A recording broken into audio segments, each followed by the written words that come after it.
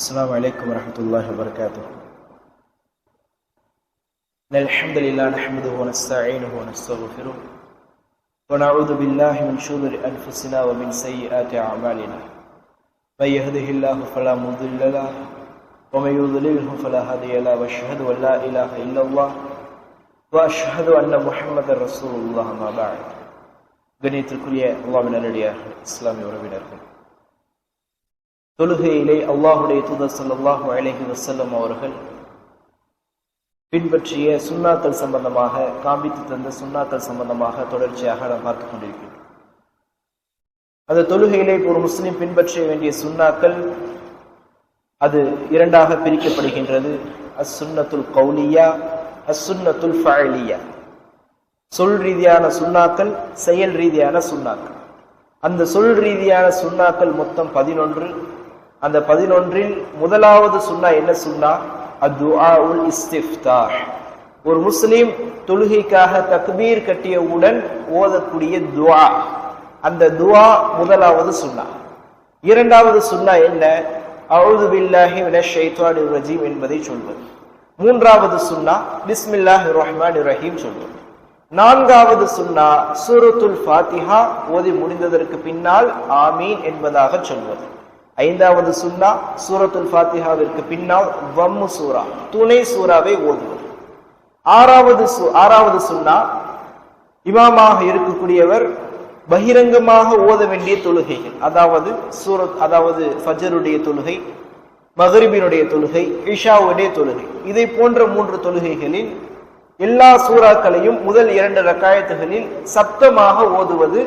மௌனங்கள் எல்லா வேளைகளிலும் எல்லா தொழுகைகளிலும் மௌனமாக ஓதுவது ஆறாவது சுன்னா. ஏழாவது சுன்னா என்ன?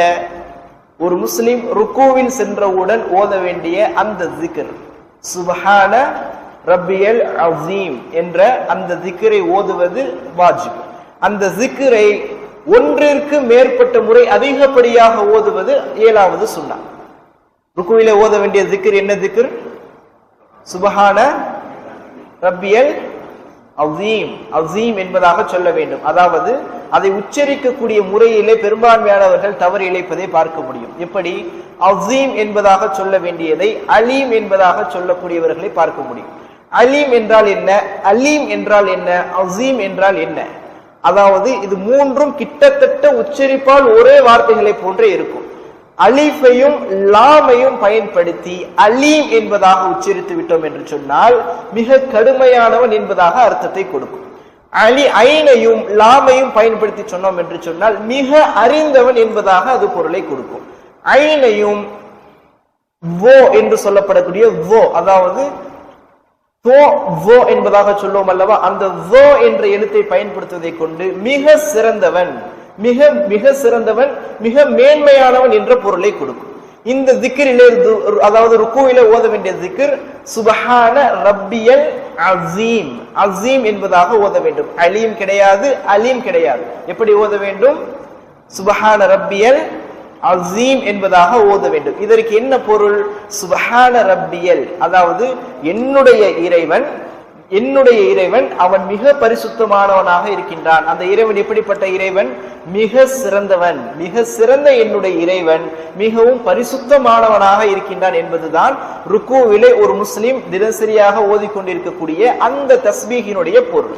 இந்த தஸ்பீஹை ஒரு முறைக்கு மேலே ருக்குவிலே ஓதுவது என்பது சுன்னா. ஒரு முறையாவது ஓதுவது என்னது?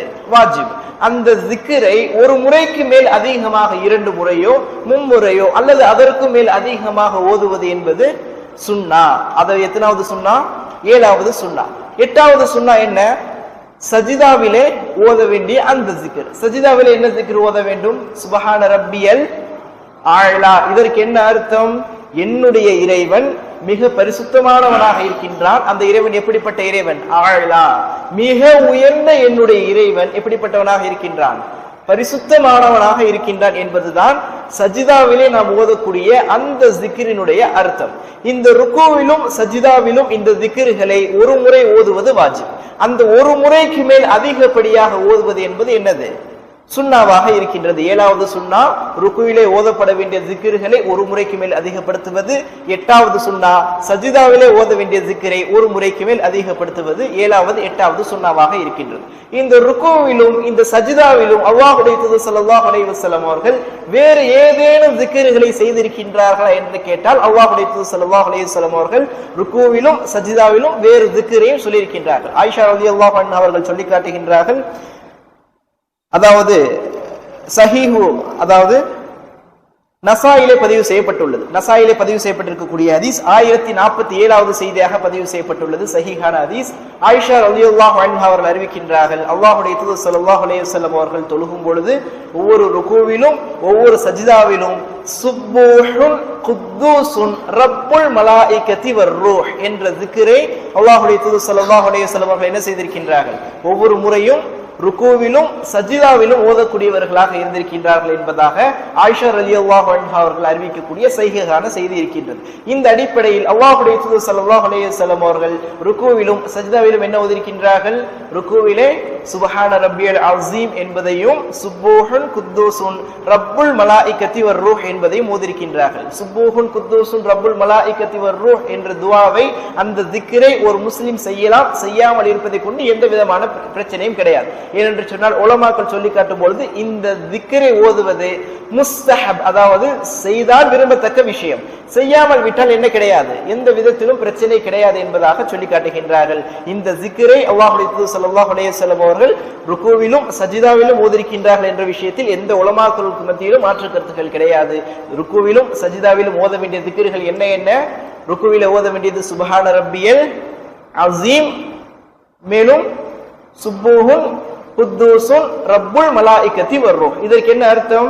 சுப்பூஹுன் என்னுடைய இறைவன் பரிசுத்தமானவனாக இருக்கின்றான், குத்தூசுன் மிக தூய்மையானவனாக இருக்கின்றான், ரப்புல் மலாயிகத்தி வர்ரூஹ் வானவர்களுக்கும் ஜிப்ரீல் அலைஹிஸ்ஸலாம் அவர்களுக்கும் இறைவனாக இருக்கக்கூடிய என்னுடைய இறைவன் மிக பரிசுத்தமானவனாகவும் மிக தூய்மையானவனாகவும் இருக்கின்றான். அந்த ரூஹ் என்ற வார்த்தைக்கு அர்த்தம் கொடுக்கும் பொழுது அந்த ரூஹ் என்ற வார்த்தை ஜிப்ரீல் அலைஹிஸ்ஸலாம் அவர்களை குறிக்கும் என்பதாகவும் சில உலமாக்கள் அர்த்தம் கொடுக்கின்றார்கள். அந்த ரூஹ் என்ற வார்த்தை ஒட்டுமொத்த ரூஹையும் குறிக்கும் என்பதாகவும் சில முஃபஸ்ஸிரீன்கள் என்ன செய்கின்றார்கள், விளக்கம் கொடுக்கின்றார்கள். ஆகவே சுப்பூஹுன் குத்தூசுன் ரப்புல் மலாயிகத்தி வர்ரூஹ் என்ற துஆவினுடைய அர்த்தம், என்னுடைய இறைவன் மிக பரிசுத்தமானவனாகவும் மிக தூய்மையானவனாகவும் இருக்கின்றான். அந்த இறைவன் எப்படிப்பட்ட இறைவன்? எனக்கும் இறைவனாக இருக்கின்றான், மலக்குமார்களுக்கும் அவன் தான் இறைவன், ஜிப்ரீல் அலைஹிஸ்ஸலாம் அவர்களுக்கும் அவன் தான் இறைவனாக இருக்கின்றான். அப்படிப்பட்ட இறைவன் மிகவும் பரிசுத்தமானவனாக இருக்கின்றான் என்ற இன்னொரு துஆவையும் அல்லாஹ்வுடைய தூதர் ஸல்லல்லாஹு அலைஹி வஸல்லம் அவர்கள் ருக்குவிலும் சஜிதாவிலும் ஓதிருக்கின்றார்கள். எனவே கண்ணியத்துக்குரிய அல்லாஹ்வின் நல்லடியார்களே, எம்மால் முடிந்த அளவிற்கு அல்லாஹ்வுடைய தூதர் ஸல்லல்லாஹு அலைஹி வஸல்லம் அவர்கள் தொழுகையிலே ஓதி இருக்கக்கூடிய zikர்களை, துஆக்களை எம்முடைய தொழுகையில் பின்பற்றுவதற்கு முயற்சி செய்வோம். அல்லாஹ் ரப்பல் ஆலமீன் அதையெல்லாம் மரணம் செய்து தொழுகையிலே ஓதக்கூடிய வாய்ப்பையும் பாக்கியத்தையும் உங்களுக்கும் எமக்கும் தந்த هذا من عند العلم من عند الله كل قول هذا استغفر الله لي ولكم ولجميع المسلمين المؤمنين اجمعين سبحانك اللهم وبحمدك اشهد ان لا اله الا انت استغفرك واتوب اليك. السلام عليكم ورحمه الله وبركاته.